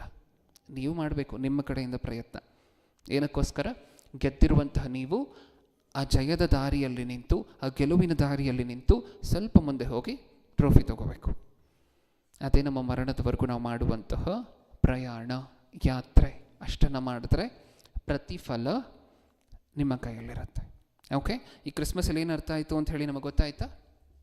ವಿಜಯೋತ್ಸವ, ಯೇಸುಕ್ರಿಸ್ತರು ಭೂಮಿಯ ಮೇಲೆ ಬಂದಂತಹದ್ದು, ಬರಲಿಕ್ಕೆ ಕಾರಣಗಳಲ್ಲಿ ಒಂದು ಮುಖ್ಯವಾಗಿರುವಂತಹ ಕಾರಣ ಮನುಷ್ಯರನ್ನು ಮನುಷ್ಯನಾಗಿ, ಮನುಷ್ಯರ ಪಕ್ಷದಲ್ಲಿ ನಿಂತು ಮನುಷ್ಯಕುಮಾರನಾಗಿ ಮನುಷ್ಯರನ್ನು ಗೆಲ್ಲಿಸ್ಲಿಕ್ಕೋಸ್ಕರ, ಬಿದ್ದ ಸ್ಥಳದಲ್ಲಿ ಮೇಲೆತ್ತಲಿಕ್ಕೋಸ್ಕರ. ಕಣ್ಮುಚ್ಚಿ ಚಿಕ್ಕದಾಗಿ ಒಂದು ಪ್ರಾರ್ಥನೆ ಮಾಡಿ ಶುರು ಮಾಡೋಣ. ಪ್ರೀತಿಯುಳ್ಳ ಪರಲೋಕದಲ್ಲಿರುವ ನಮ್ಮ ತಂದೆಯೇ, ಇವತ್ತು ನೀವು ನಿಮ್ಮ ಮಗನನ್ನು ಈ ಭೂಮಿಯ ಮೇಲೆ ಕಳಿಸ್ಕೊಡ್ಲಿಕ್ಕೆ ಇನ್ನೊಂದು ಕಾರಣವನ್ನು ಯೋಚನೆ ಮಾಡಿ ನೋಡಿದ್ದೀವಿ ಅಪ್ಪ. ಒಬ್ಬ ತಂದೆ ತಾಯಿಗೆ ತಮ್ಮ ಮಗನನ್ನು ಯಾರಾದರೂ ಸೋಲಿಸುವಂತಹದ್ದು, ಗೇಲಿ ಮಾಡುವಂತಹದ್ದು, ಇದನ್ನು ನೋಡಿ ಸುಮ್ಮನೆ ಇರಲಿಕ್ಕಾಗೋದಿಲ್ಲ. ಪರಲೋಕದಿಂದ ನೀವು ಪ್ರತಿಯೊಂದನ್ನು ಪ್ಲ್ಯಾನ್ ಮಾಡಿ ನಿಮ್ಮ ಮಗನನ್ನು ಮನುಷ್ಯನ ರೂಪದಲ್ಲಿ ಕಳಿಸಿ, ನಮ್ಮ ಥರನೇ ನಿಮ್ಮ ಮಗನು ಈ ಭೂಮಿಯ ಮೇಲಿರುವಂತೆ ಮಾಡಿ, ಪ್ರತಿ ವಿಚಾರದಲ್ಲೂ ನಾವು ಯಾವುದರಲ್ಲಿ ಗೆಲ್ಲಲಿಕ್ಕಾಗಿಲ್ವೋ, ನಾವು ಎಲ್ಲೆಲ್ಲಿ ಸೋತ್ವೋ ಅದೆಲ್ಲ ವಿಚಾರದಲ್ಲೂ ಸಹ ನಿಮ್ಮ ಮಗನ ಮೂಲಕ, ನಿಮ್ಮ ಮಗನು ಮನುಷ್ಯರು ಅಂದರೆ ನಮ್ಮ ಪಕ್ಷದಲ್ಲಿ ನಿಂತು ನೀವು ನಮ್ಮೆಲ್ಲರನ್ನ ಗೆಲ್ಲಿಸಿದ್ದೀರ ತಂದೆ. ಅದರ ನಿಮಿತ್ತ ನಿಮ್ಮ ಕೃತಜ್ಞತೆಗಳು. ಇದನ್ನು ನಾವು ಸಹ ನೆನಪಿಟ್ಕೊಂಡು ಮೆಲುಕು ಹಾಕ್ತಾ ಈ ಕ್ರಿಸ್ಮಸ್ ಹಬ್ಬದ ಸಂದೇಶವನ್ನು, ಹಾಗೆ ನಾವು ಮುಂದೆ ಅಣ್ಣ ಅವರ ಮೂಲಕ ಕೇಳುವಂಥ ಸಂದೇಶವನ್ನು ಸಹ 4 ಜನರಿಗೆ ಈ ಕ್ರಿಸ್ಮಸ್ ಹಬ್ಬದಂದು ಹಂಚ್ತೀವಿ ಅನ್ನುವಂಥ ಭರವಸೆ ಕೊಡ್ತಾ, ಅವಕಾಶಗಳನ್ನು ನಮ್ಮ ಜೀವನದಲ್ಲಿ ಇವತ್ತು ಒದಗಿಸಿಕೊಡಿ ಅನ್ನುವಂತಹ ಬೇಡಿಕೆ ನಿಮ್ಮ ಮುಂದೆ ಇಡ್ತಾ, ನನ್ನ ಪ್ರಾರ್ಥನೆ ಯೇಸು ಕ್ರಿಸ್ತರ ನಾಮದಲ್ಲಿ ಸಮರ್ಪಿಸಿ ಬೇಡಿಕೊಳ್ಳುತ್ತಿದ್ದೇನೆ, ಪರಲೋಕದಲ್ಲಿರುವ ನಮ್ಮ ತಂದೆಯೇ. ಆಮೆನ್.